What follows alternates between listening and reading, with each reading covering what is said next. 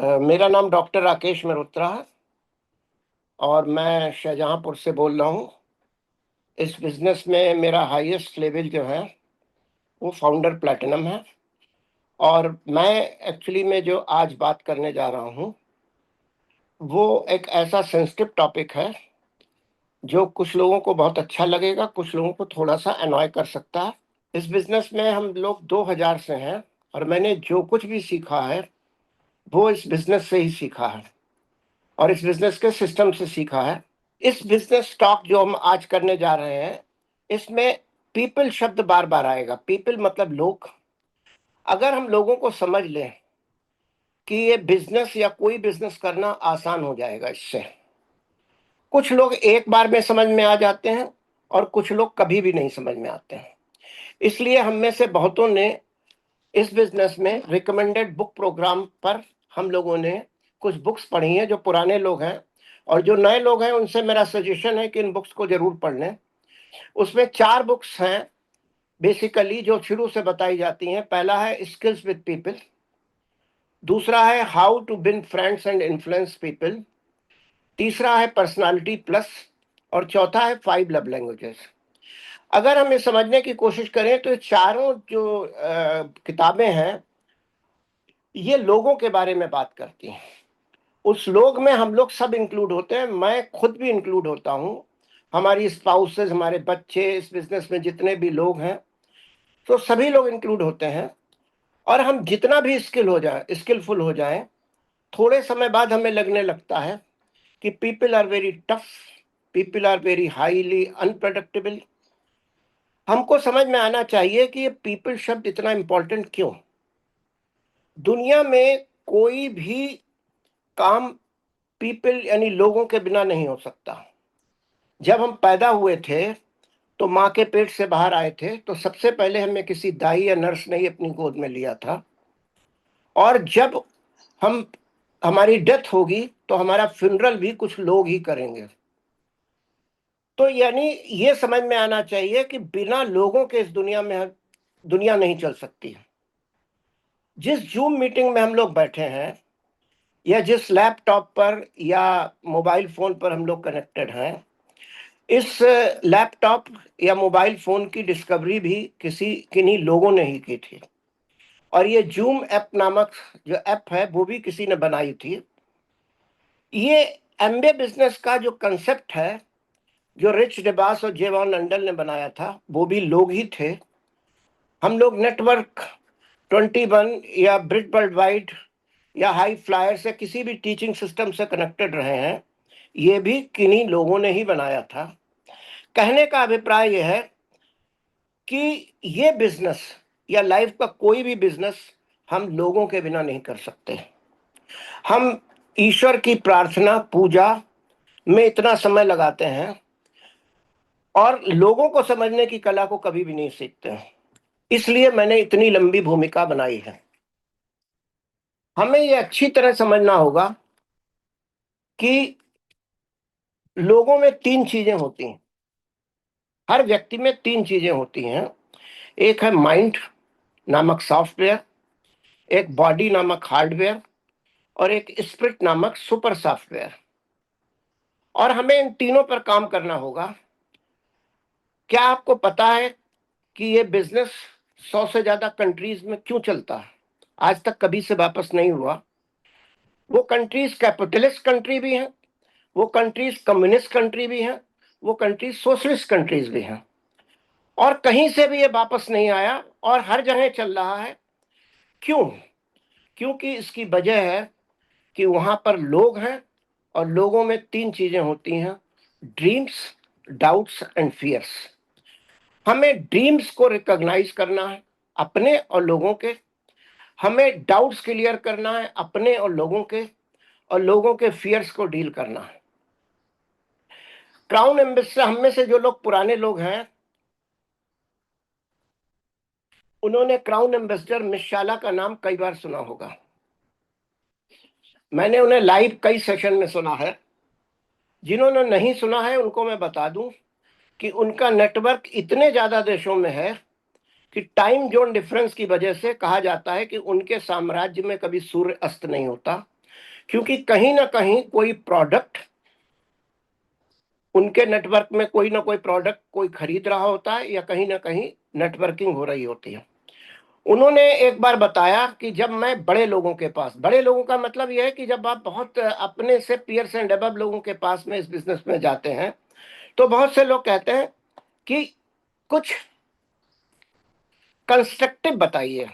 ये क्या बता रहे हैं, कोई कंस्ट्रक्टिव काम बताइए। तो उन्होंने कहा कि मुझे ये नहीं समझ में आता है कि इस बिजनेस से ज्यादा कंस्ट्रक्टिव काम कहाँ हो सकता है। यहाँ पर आपको अपने पे काम करना होता है, लोगों पे काम करना होता है, प्लान दिखाना होता है, प्रोडक्ट प्रमोट करना होता है, अपलाइन से बात करनी होती है, डाउनलाइन टीम को मोटिवेट करना होता है। इससे ज्यादा कंस्ट्रक्टिव कोई और क्रिएटिव काम नहीं हो सकता। मैंने इतनी भूमिका इसलिए बनाई क्योंकि अब मैं स्लाइड्स के माध्यम से आप लोगों को बताना चाहूंगा आपके बिजनेस में कौन कौन लोग हैं। जब हम बिजनेस में आते हैं तो हमारे बिजनेस में कौन कौन लोग हैं जिन्हें हमें हमें डील करना पड़ता है।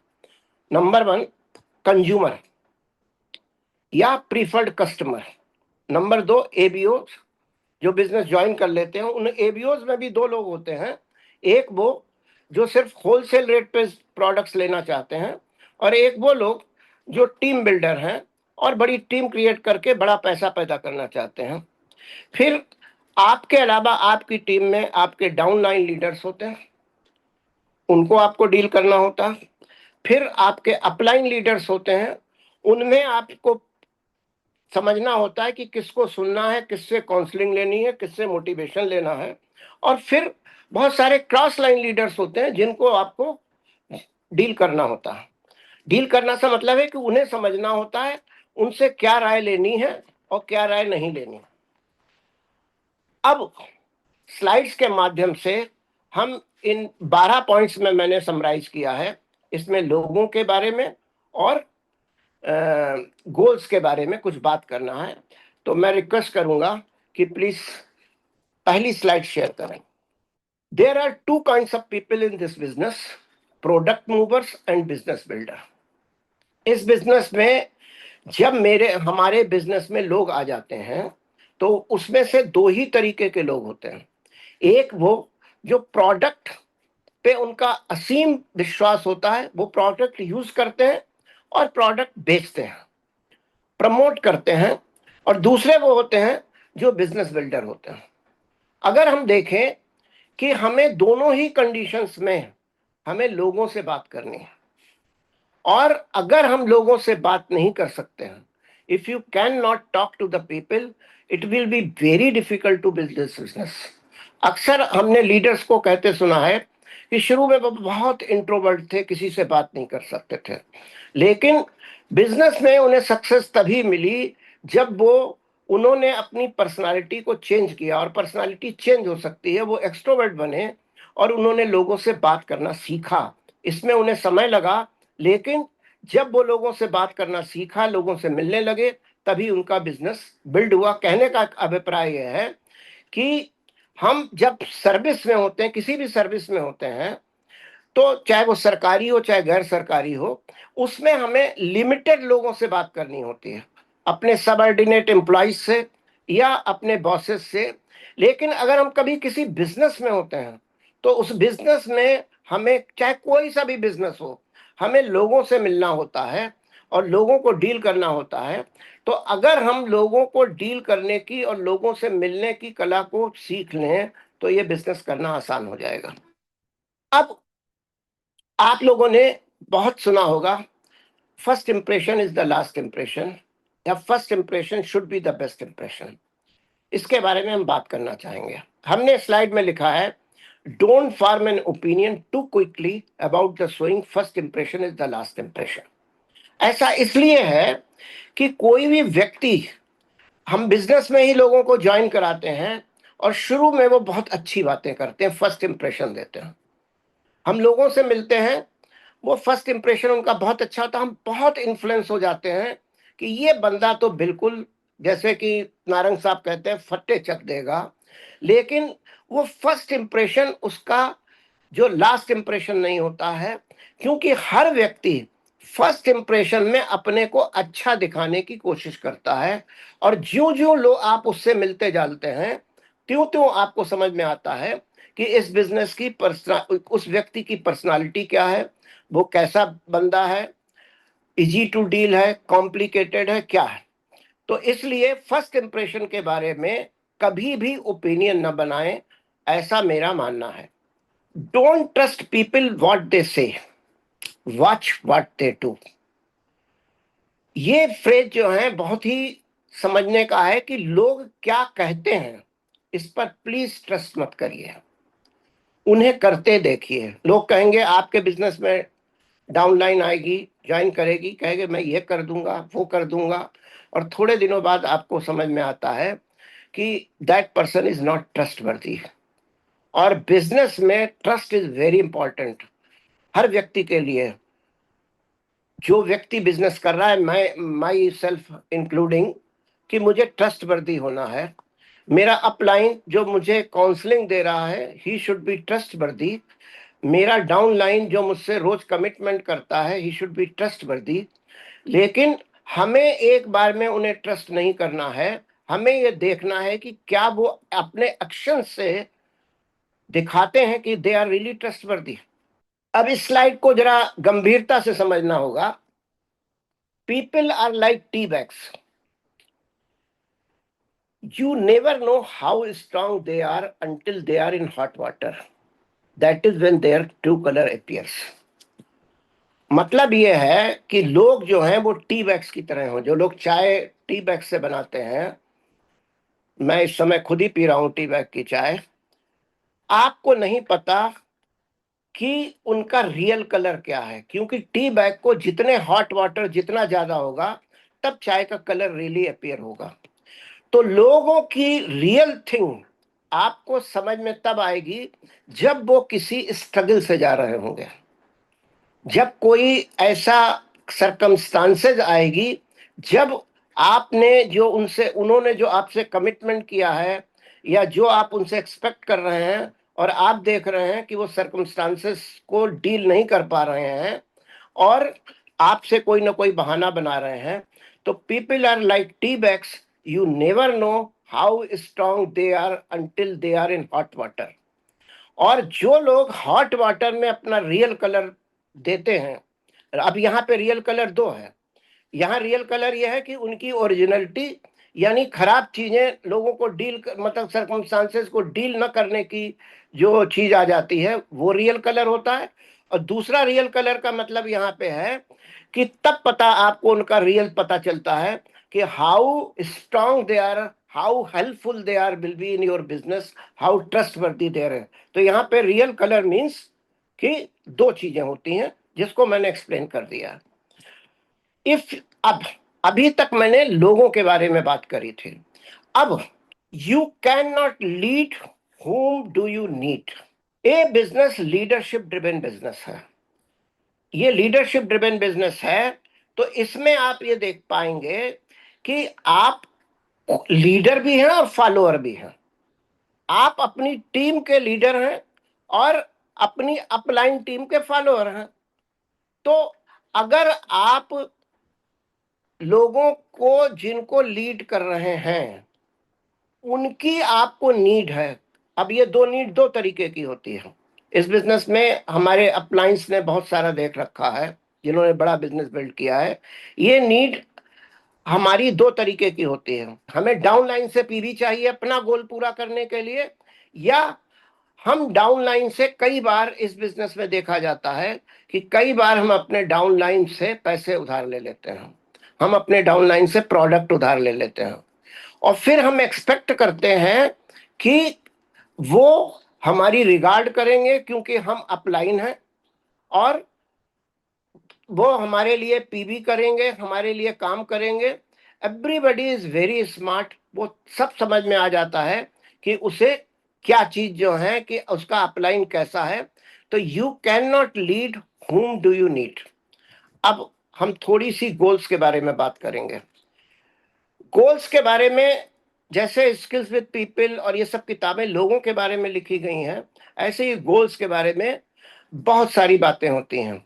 और गोल में एक बहुत ही कॉमन एक्रोनिम है स्मार्ट, स्पेसिफिक, मेजरेबल, ठीक है।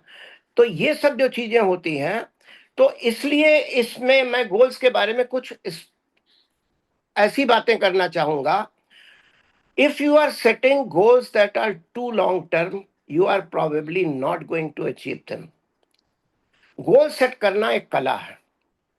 अगर हम 10 साल के गोल सेट करते हैं कि हम 10 साल में डायमंड चले जाएंगे, 15 साल में डायमंड चले जाएंगे, 10 साल में हम सिल्वर चले जाएंगे, तो आप कभी भी उस गोल को नहीं हिट कर पाएंगे। और अगर आपने ये देख रखा है कि कोई भी बंदा, आप मुझे बता दीजिए, जिसने 10 साल या ज्यादा के गोल सेट किए हैं और उसने अचीव किए हो, क्यों ऐसा है? उसकी वजह है। पहली बात तो क्या होती है कि जब आप लॉन्ग टर्म गोल सेट करते हैं तो आपको कोई भी सेंस ऑफ अर्जेंसी नहीं होती। आपके जो दूसरे काम हैं वो आपके लिए ज्यादा अर्जेंट मतलब इंपॉर्टेंट काम अर्जेंट हो जाते हैं और अर्जेंट काम इंपॉर्टेंट हो जाते हैं। तो आपको क्या करना है कि गोल हमेशा शॉर्ट टर्म होना चाहिए। शॉर्ट टर्म का मतलब 3 साल या मैक्सिमम 5 साल का गोल सेट करें। दूसरा क्या होता है कि लॉन्ग टर्म जब आप गोल सेट करते हैं तो आपका माइंड सेट जो है थोड़ा सा डिफरेंट होता है। अब लोगों की क्या आदत है कि जब वो गोल सेट करते हैं तो कहते हैं आप 3 साल में तो 15% जा रहे हैं, फिर आप सोचते हैं अगले महीने हम 18 जाएंगे। आप ये नहीं सोचते हैं कि आप 15 कैसे गए थे और 18 का गोल सेट कर लेते हैं। फिर आप सोचते हैं कि आप अगले महीने 21% पे जाएंगे, 18% को 2 महीने में मेंटेन करेंगे या 3 महीने में मेंटेन करेंगे। ये जो स्ट्रेटजी है ये संभव नहीं है, क्योंकि अगर इस गोल सेटिंग के प्रोसेस को आप टाइमलाइन को शॉर्ट कर दें, यानी 3 साल की ही विजन अपने सामने रखें, तो आपका माइंड सेट बिल्कुल डिफरेंट होगा। आप सब ने, जो पुराने लोग हैं, उन सब ने एक सीडी सुनी होगी कि इमरल्ड प्लैटिनम क्यों, जब इमरल्ड जाना आसान है। अगर आप इमरल्ड का गोल सेट करेंगे तो प्लैटिनम अपने आप हो जाएगा, आपको लोग मिल जाएंगे, आप उस हिसाब से 3 लाख पे काम करेंगे। अगर आपने डायमंड का गोल सेट किया तो आप शुरू से ही 6 लाख पे काम करेंगे। कहने का मतलब है कि जब भी गोल आप सेट करें उसकी मैक्सिमम लिमिट 3 से और उससे भी सुपर मैक्सिमम लिमिट 5 साल से होगी। मैंने आज तक विद ड्यू रिगार्ड किसी भी डाउनलाइन को या अपलाइन को या जिनको मैं जानता हूं अपना गोल अचीव करते नहीं देखा जिन्होंने बहुत लंबा गोल की टाइमलाइन रखी है। अब गोल should be target oriented, not activity oriented. ये बहुत ही इंपॉर्टेंट पॉइंट है। टारगेट ओरिएंटेड का क्या मतलब है और एक्टिविटी, जैसे कि एक बहुत अक्सर कहा जाता है कि don't focus on activity, focus on productivity. कि क्या आपके वो एक्शन जो आप अपने गोल के लिए काम कर रहे हैं वो प्रोडक्टिव है कि सिर्फ एक्टिविटी है। जैसे कि एक्टिविटी का क्या मतलब है, जैसे कि हम कोर हो जाएंगे, कोर इज ए एक्टिविटी। हम इस महीने 20 प्लान दिखाएंगे, हम इस महीने 100 लोगों से मिलेंगे। ये जो एक्टिविटी है ये सब टारगेट ओरिएंटेड नहीं है, ये सिर्फ एक्टिविटी है। टारगेट ओरिएंटेड स्ट्रेटजी क्या होती है, गोल क्या होता है कि मुझे 3 महीने में 15% जाना है। अब ये एक टारगेट है, उसके लिए स्ट्रेटजी हमेशा डिफरेंट होगी। वो स्ट्रेटजी क्या होगी कि हम बीबीआई बीएफआई के थ्रू जाएं, हम उसके थ्रू न जाना चाहें, हम 100 रिटेल क्लाइंट्स बनाएं, हम अपनी इस लेग पे काम करें। यानी हमेशा टारगेट ओरिएंटेड होना चाहिए। एक्टिविटी ओरिएंटेड जो होती है कि इस महीने हम बहुत काम करेंगे, ये बहुत काम करना ये एक एक्टिविटी है, ये इससे कोई प्रोडक्टिविटी आप डिफाइन नहीं कर सकते। तो goal should be target oriented and they should not be activity oriented. अब you can not manage what you can not measure. इसका एक एक वर्ड बहुत इंपॉर्टेंट है कि आप मैनेज नहीं कर सकते उस चीज को जिसको आप मेजर नहीं कर सकते। जैसे मैंने एक अभी एग्जाम्पल किया, मेरा वजन बहुत ज्यादा है, मैं इसे कम करूंगा। अब इसमें कहीं भी कोई मेजरमेंट नहीं आया। मेजरमेंट क्या होगा? मेरा वजन 80 किलो है, अगले 3 महीनों में मैं इसे 70 किलो करूंगा, और इसके लिए 30 मिनट मैं रोज टहलूंगा, 3 टाइम मैं खाना खाऊंगा, या वॉट एवर इट इज। आप ये देखिए हर जगह नंबर आ रहा। तो नंबर जब आता है तो आप मेजर करते हैं, मेजर करते हैं तो आप फोकस्ड होते हैं। तो यहाँ पे जो है मेजरमेंट इज वेरी इंपॉर्टेंट। मैं 3 महीने बाद 15% जाऊंगा, ये तो है। अब ये तो नहीं है कि मैं 3 महीने बाद बहुत बड़ा बिजनेस करूंगा। अब यहाँ पे कोई भी चीज हो वो मेजरेबल होनी चाहिए। आप इसी मेजरमेंट के साथ में एक चीज मैं और ऐड करना चाहूंगा कि दैट शुड बी प्रोग्रेसिव। हम लोग गोल्स की बात करते हैं, गोल शुड बी ऑलवेज प्रोग्रेसिव। मैं इस महीने 15% हूं, अगले महीने में 12% जाऊंगा, ऐसा तो नहीं हो सकता, बाय डिफॉल्ट हो जाएगा। प्रोग्रेसिव गोल्स में क्या होता है कि ग्रोथ होती है, और रियल हैप्पीनेस तभी मिलती है जब आप अपना गोल अचीव करते हैं, यानी ग्रोथ करते हैं। आप चाहते क्या हैं? आप ये चाहते हैं कि आपका बच्चा जो है वो पहले से ज्यादा नंबर लाए, यहाँ पे ग्रोथ है, कभी भी नहीं है। आप ये चाहते हैं कि मैं पहले से ज्यादा पैसा कमाऊं, ये ग्रोथ है। अगर आप चैरिटी करते हैं तो आप चाहते हैं कि मैं पहले से ज्यादा लोगों की हेल्पफुल कर सकें। तो goal should be always progressive. अब ये स्लाइड को जरा देखिए, ये फिर मिस शाला जी की है, जो कि क्राउन एम्बेसडर है, जिनके बारे में मैंने आपको बताया था। If you can not understand the acronym DGSA, एक इनकी उस समय कैसे टेप आया करते थे, इसे हम लोग कई बार सुनते थे, रिकमेंडेड टेप प्रोग्राम पे थे। DGSA, you can do anything in life specially in this business. What is DGSA? That is dreams, goals, strategy and action. आप कोई भी काम करना चाहें, आपका ड्रीम है, आपका ड्रीम है, सपोज करिए कि आपका ड्रीम है कि मुझे फलानी कॉलोनी, जैसे कि मेरा ड्रीम मान लिया था कि मैं जहां पर बैठा हूं इस कॉलोनी में मेरा एक मकान हो, ये ड्रीम है। अब इस ड्रीम के लिए मेरा मकान 4 साल बाद हो, तो ये ड्रीम है। अब इस ड्रीम को हमें गोल्स में कन्वर्ट करना है कि 4 साल में होगा। अब जब हम गोल्स में कन्वर्ट करेंगे तो हमें ये होगा कि उसके लिए हमें क्या स्ट्रेटेजी अपनानी है। कोई जरूरी नहीं है कि 4 साल में मुझे मकान चाहिए इतने उसका के का, कि वो मैं इस बिजनेस से आ जाए। तो स्ट्रेटेजी मेरी डिफरेंट भी हो सकती है, और उसके हिसाब से मैं एक्शन डिफरेंट लूंगा। अब अगर मुझे इस बिजनेस से ये गोल पूरा करना है, अपना ड्रीम पूरा करना है, तो हमारी स्ट्रेटेजी डिफरेंट होगी, और तब हमारा एक्शन डिफरेंट होगा।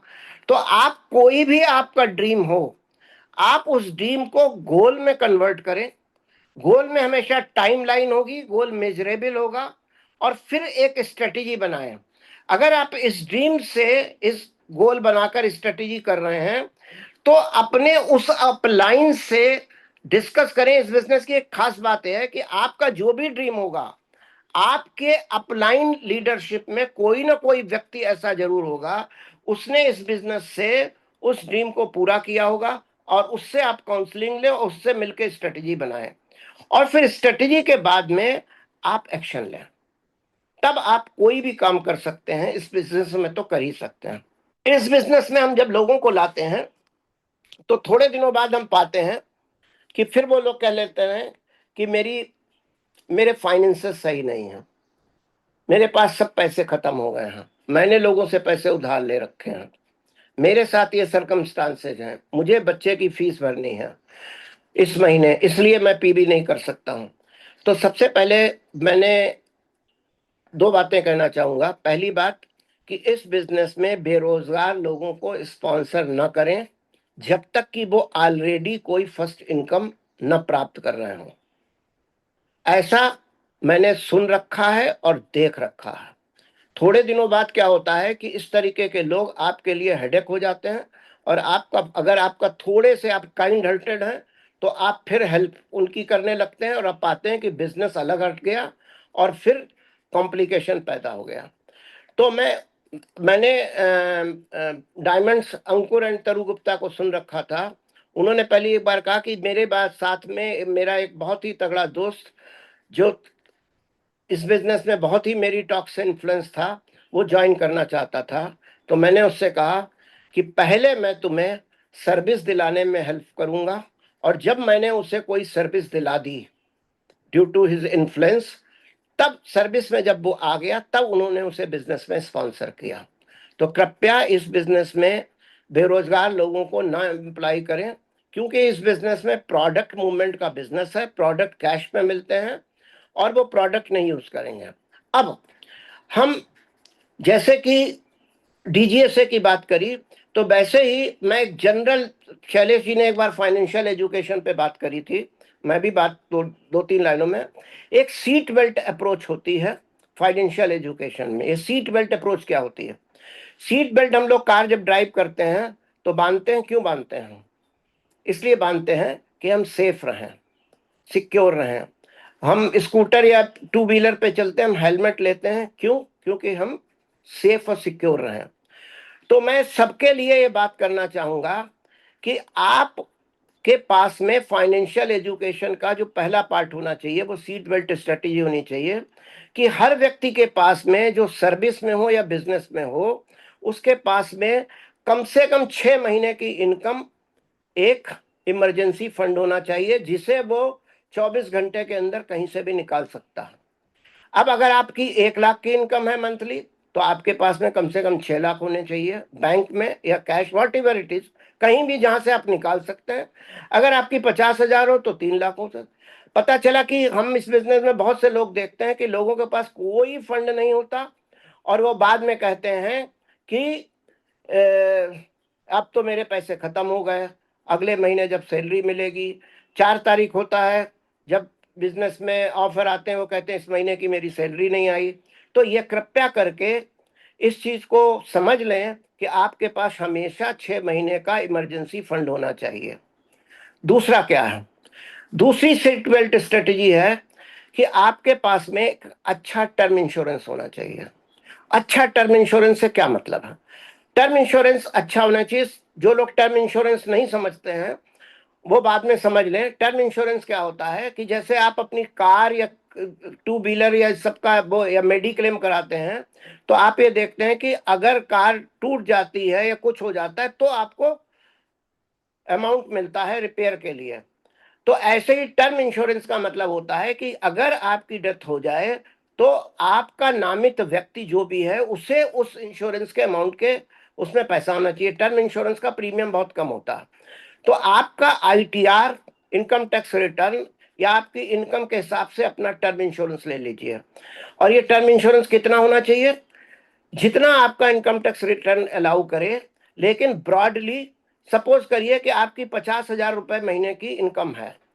अब आपके घर का खर्चा 50,000 चलता है, इसका मतलब साल में 6 लाख चाहिए। अब अगर आपका इंश्योरेंस कवर 72 लाख 1 करोड़ का हो, 5% इंटरेस्ट पे लगा दें तो आपको 50,000 आएंगे। तो यानी आपका 1 करोड़ का टर्म इंश्योरेंस होना चाहिए कि अगर आपको भगवान न करे कुछ मिले तो वो जो पैसा मिले उससे परिवार का खर्चा उतने रुपए में चल जाए, उसके ब्याज से, जितना कि आपकी प्रेजेंट इनकम है। तीसरा यह है कि आपके पास में एक कैशलेस हेल्थ इंश्योरेंस होना चाहिए जो मिनिमम 10 लाख का हो, क्योंकि फिर आप फ्री हो जाएंगे। अब आपने एक टर्म इंश्योरेंस ले लिया, आपके पास इमरजेंसी फंड है, आपके पास में एक हेल्थ इंश्योरेंस है, तो आप कम से कम अनहोनी से बचेंगे और आपके लिए ये टेंशन नहीं होगा।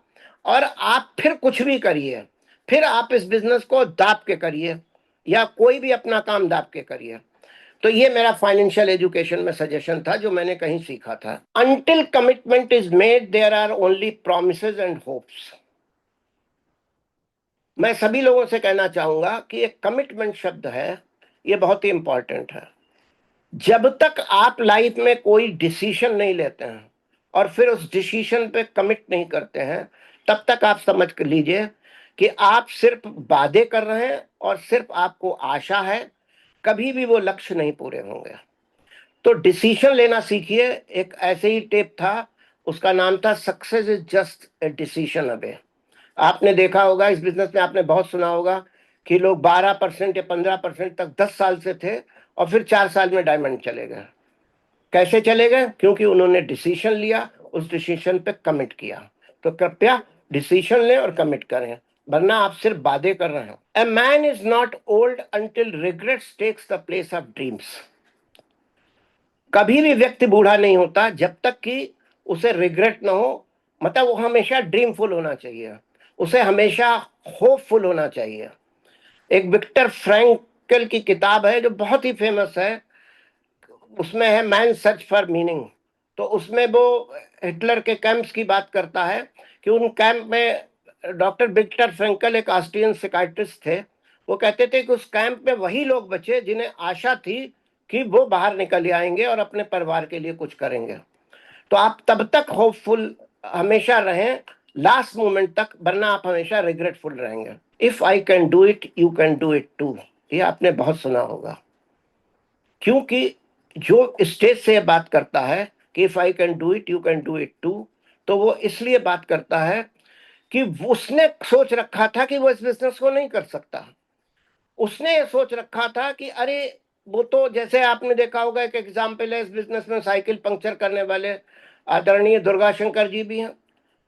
वो कहे, अब वो हमेशा ये कहेंगे if I can do it you can do it too. तो इस बिजनेस में एक खास बात यह है, और यही इसका नेगेटिव पॉइंट भी है, कि इस बिजनेस को कोई भी कर सकता है। कोई भी कास्ट हो, कोई भी क्रीड हो, कोई भी कल्चर हो, कोई भी इकोनॉमिक बैकग्राउंड हो, कोई भी एजुकेशन हो, कोई भी किसी भी कंट्री का हो। इसीलिए कहा जाता है कि if I can do it you can do it too. तो मैं सभी अपने सीनियर अपलाइन लीडर्स से क्षमा मांगते हुए इस टॉक को खत्म कर रहा हूं कि अगर मैंने कोई बात अनुचित कही हो तो कृपया क्षमा कर दें। और इसके अलावा मैं अपनी बेटी आकृति मेहरोत्रा का धन्यवाद करना चाहूंगा, जिसने ये पावर पॉइंट स्लाइड्स बनाई, और मंजीत कौर जी का, जिन्होंने लास्ट मोमेंट पे स्लाइड को डिस्प्ले किया। Thank you very much.